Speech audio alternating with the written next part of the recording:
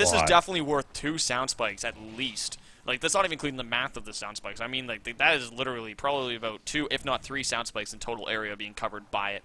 The stealth area is, of course, the second ping. Like, you see the circle there? There's a first ping, then a second ping. The second ping is a stealth area where it'll detect the monster no matter what. As you see, they are getting closer now. We do see that the trapper's coming in first because of the movement speed along with the assault, but he's really close to this monster right now as Deanimate's actually within 60 meters as they're trying to spot him. He does actually cancel the evolve because he's so close and they were within smell radius. On the move here, maybe he'll try to evolve towards Helipad. Helipad, of course, good place to evolve. We do have Hank on the field, and one thing you got to keep in mind with Hank on the field is you don't want to take an orbital to the face because of that 35% extra damage. It used to be 25, now 35% damage on the evolve. That's not going to be feeling good when you got an orbital drilling directly into your head while you evolve. So he's going to want to evolve somewhere undercover away from Hank. That's going to be the most important thing for Deanimate. He might get caught in a stage 2 dome here. They know which direction he's at, but will they be able to catch him in time? The stage 2 is coming out. 1 rock, 3 leap. Is he going to go with the same set as he did last time? Oh, Mega Mouth. We're going to have a little bit of a problem right here. Hunter trapped in a Mega Mouth. Puggums, though.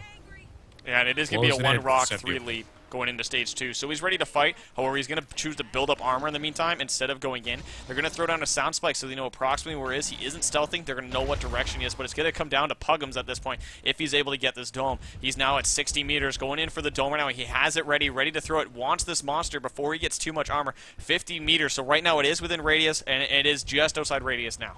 So we had that little window where he could have thrown it and caught the monster, but right now at this point, they're not quite sure. He is just below him, however, and Puggums is ready to throw it, throwing down the sound spike so that you know where he is, and now they're going to see where his distance is as soon as he stands up. But right now he is stealth, trying to get past, so he's not going to be detected. He's going to be pushing his way around, looking for a good opportunity to go, and Dylan Fry does come into him, though, which forces the enemy to leap out and use his movement speed.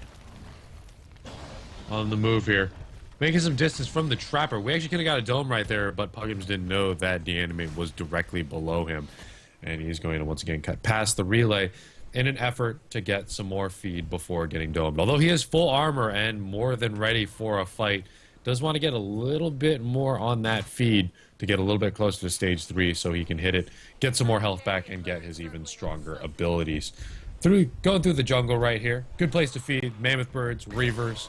A lot of annoying wildlife over here that pretty much deserves to get eaten. Nothing satisfies me more than watching Deanimate eat a mammoth bird, especially after the carnage that we saw last week. I saw a hunter squad last week lose because of a mammoth bird shocking down the last hunter. It was so violent, so unnecessarily violent. It was electrifying for sure because he's just going through and he's just getting shocked by the mammoth bird. Yeah, but one thing that really like, shocked me. Didn't see that happening. For those of you at home that are wondering what's going on, one thing you'll notice with monsters that are not scared of a hunter team, because they play against them, they're like, you know what, I can fight stage 2 and I can get a couple strikes without losing too much health. Deanimate at this point has chosen that he's looked at this hunter team, he knows who it is, and he knows that if he engages, he's going to lose a good chunk of health or he's going to win. It's an all-in scenario for him, and he's just trying to avoid that, which is why you're seeing him choose to mitigate and run and just get to stage 3, because he knows that once he gets to stage 3, he'll have a greater advantage against this hunter team. So he wants to have as much of an advantage as possible, and it's more out of respect for the hunter team, knowing their capabilities, knowing how good they are, that he's able to just be like, you know what, I'm just going to do everything I can to stay away from Puggums, because that's his goal. You notice Puggums gets close, he changes directions and goes the opposite way right now. That's all it is. It's just stay away from Puggums. Looking at these perks here, the first person who's going to go in this team comp is absolutely going to be Hank. With damage resistance on Val and capacity on Hank, Val is going to be looking all right. Hank is going to be the first one to go down in this team set. So if Deanimate wants to take a W here, take down Hank and then take down the rest of the team. Monster is out. Puggum is mazzled. He has movement speed. Puggum is rocking movement speed to land those good domes and actually missed a dome. That's the whole point of movement speed, to land a good dome. And he has betrayed his perk. I wonder why he didn't choose Reload right there. Reload, of course, great with Griffin. Well, actually, he chose movement speed to get the domes, but he didn't get the dome, so would have been better off with reload speed right there. Harpoon the monster more on the chase. And actually, with the recent changes, they changed the reload so that it no longer affects dome. Yeah, it doesn't affect class specials anymore, so it's only the abilities. So that's a recent change. Just want to make sure everyone's up to date on that. But he does know the Dome is right now on cooldown, so he's actually going to choose to evolve while it's on cooldown. It's halfway on the recharge. So if he chooses to fight with this with a little bit of armor and the stage 3 extra points, we'll have to see if he's able to get it down before the Dome gets thrown. If he does get it, he does have 3 points and 3 rock, so he's going to have a large amount of damage. Harpoon starting to come in from Puggums as he's going to be able to go in.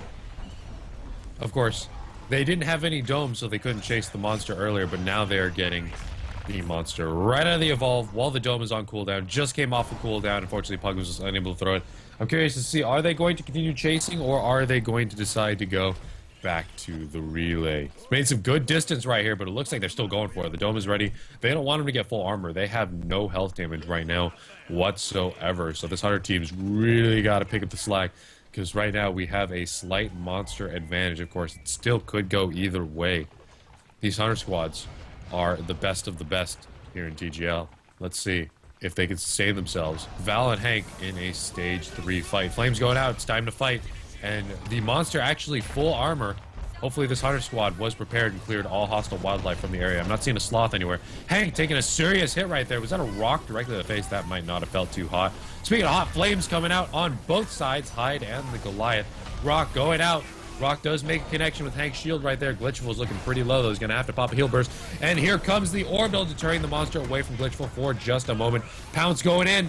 Glitchful's in a lot of trouble right now. That Rock connected with him. Does need to dodge him. Glitchful has to start dodging these abilities, and Glitchful is down. I can't believe that I said Hank was going to go down first, and he somehow managed to power through a capacity shield and the 12-second heal bursts of Val. Just no dodges happening, though. Glitchful ate all those abilities directly to his forehead. He needed a couple of dodges right there. And the rock goes out to Dylan Frey as well, and Dylan Frey is down. The shields just popped from Gypsy Danger a little bit too slow, and it's up to Puggums and our support player here, Gypsy Danger, to take the fight home, but I'm not sure if they can do it right here. At this point, I would lower the dome. No medic, no hope. Get out. I don't want to be in the dome with the monster. You're trapped in there with the monster, not the other way around. And it looks like Deanimate completely confused by the fact that the support cloaked and ran away. He was stopping. Oh, no. We actually have a disconnect right here. And because this is Puggums, so actually doesn't really matter because Puggums is dead and out of the fight. And one of his teammates can always take over, so. Yeah, hopefully that didn't actually impact the game. But, you know, hot swapping to Hunters is not good. But, you know, if you have to choose when to hot swap to Hunters, do it when they have a pistol out and pick up their pistol damage for them. But either way, that damage was not nearly close enough. And that was a W in favor of Deanimate. Taking it home, 2-0 right now. 2 monster wins here in TGL. The TGL rule set really making it a lot more fair than any previous rule sets.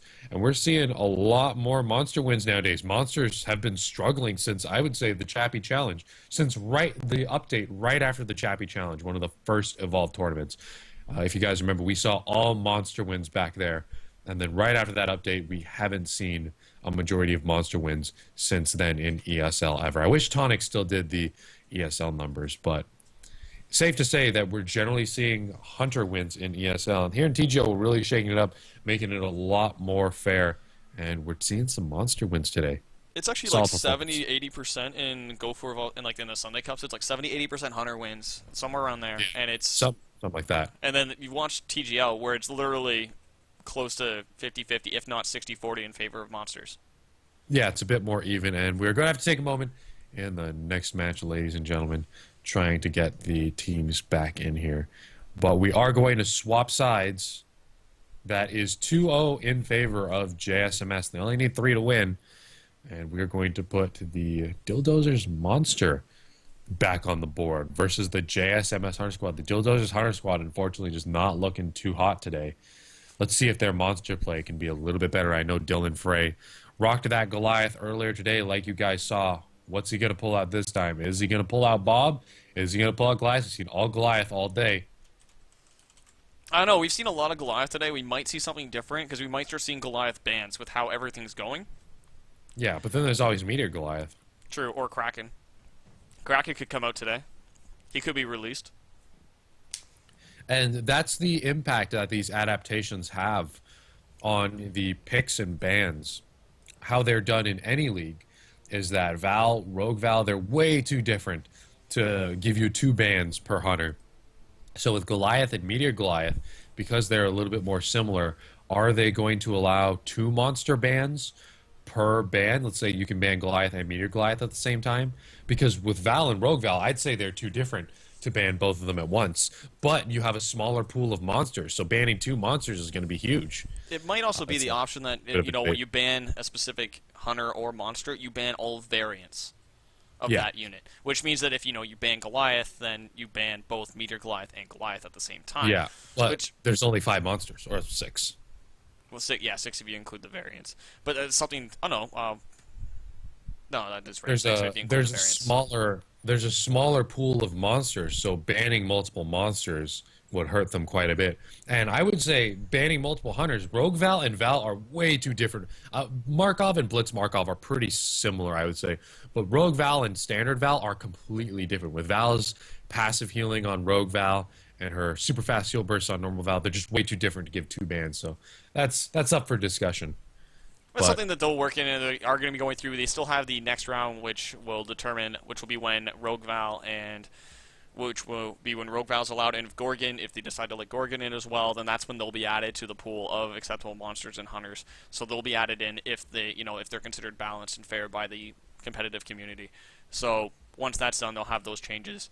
But as we're going into the next round, they are getting their bans and whatnot done. But just for those of you at home that don't know what this is, you guys should know what the TGL is, and if you don't, we have a great video to give you guys a little bit of an introduction to what it is. So we'll be back in just a minute, guys. Those of you that are joining Patreon, thanks again. We'll make sure to give you guys a shout out in a bit. If you guys are ever wondering what this is, here's a quick tune.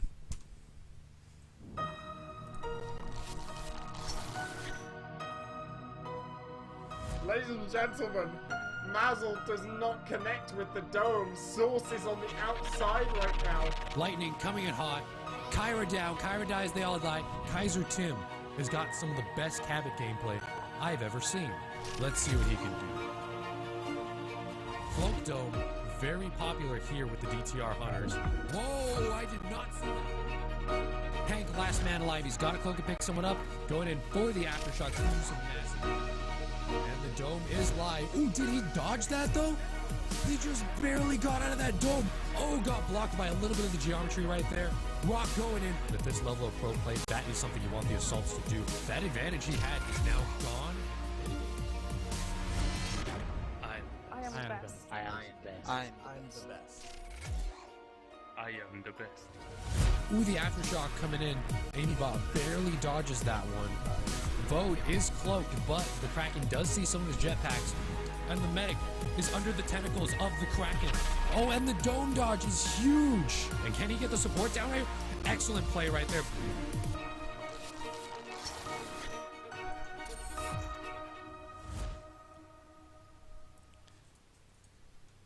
So that, of course, is the teaser video giving you guys the announcement. The more you guys donate, the more of those videos we can get out for you guys. So if you guys want to see more, help us out on Patreon so we can make sure we get those made. Right now, the bans are coming through, however, and for those of you that don't, with me, of course, is the one, the only, the beautiful Stell Shampoo, which I know I've said that many times, but he is looking quite nice today with that red shirt, the nice burgundy color. So, oh, yeah. Burgundy? I actually don't know my colors that well. It's like a burgundy, like a little purplish, but little, yeah, maybe magenta-y. I'm not an artist. I can't really tell. But indeed, this shirt was freshly ironed for the cast. And by freshly ironed, I mean freshly bought, because I don't have an iron at my availability right now. Anyway, but yeah, we're so gonna hop in. Going in now. Bans. Bans are coming in. First ban, of course, is the monster ban, which right now we're looking at Kraken being banned right off the get-go. So again, Kraken is at 100% ban rate today. No one wants to see Kraken. No one's going to release it. Put it in its cage. No one wants to touch it. Assault was picked next, which means the bans are out, and that was actually Torvald. And in response to Torvald being banned, they picked Hyde. Trapper was followed. They banned Crow, picked Maggie. And let's just keep this updated. Medic was banned, so they banned Val, and of course they picked Slim in response to that. Then they banned Sunny because of support being the last remaining class, which means Hank was picked up. Goliath was the last monster that was picked. So, sorry, the last unit that was picked. So right now it is going to be a Goliath versus, you know, a Hyde, a Slim, a Maggie, and of course a Hank. So it is going to be a Slim Hank composition, which is great defensive and offense. It's kind of like a little bit of a hybrid because you have a medic that's going to be able to deal damage and shoot at the same time while healing with an AoE heal burst. So they're going to be clumped up a little more versus the Goliath because they have to be within that range if they're looking for a heal from Slim. So positioning is going to be key in this one because you don't want to be too close